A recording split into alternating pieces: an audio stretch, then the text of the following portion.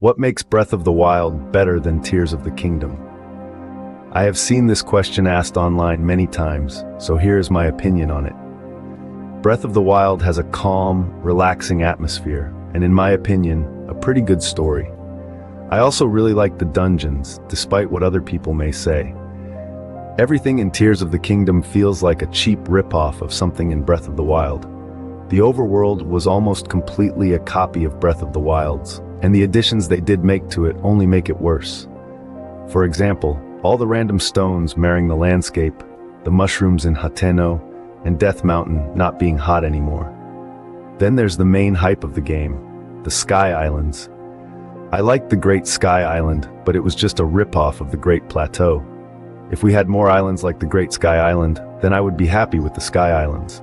But all the others are just copy-pasted. Almost everyone hates the depths, so that's been covered well enough.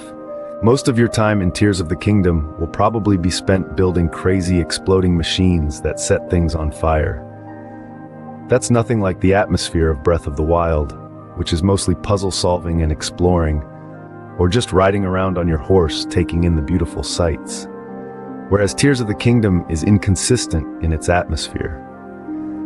Sometimes it's calmly walking through the Sky Islands, sometimes it's action-packed exploding machines and fighting, sometimes it's ominously walking through the depths, waiting for a monster to jump at you out of nowhere. But it cuts between those themes very quickly and jarringly, whereas Breath of the Wild does it smoothly and seamlessly. And the story is terrible in Tears of the Kingdom. People made fun of the story in Breath of the Wild for being bad, but at least it was well executed. My first memory in Tears of the Kingdom was the one where Queen Sonia gets punched in half by Ganon. So that ruined the story for me. And it could have been easily prevented by telling you the order you should get the memories in. And even if you view the memories in the right order, Tears of the Kingdom's story is very underwhelming. But in Breath of the Wild, it doesn't really matter what order you view the memories in. You will still get the full experience. Overall, Breath of the Wild feels like a huge, calm, cinematic game that you can have played for over 1,000 hours, but still not be tired of.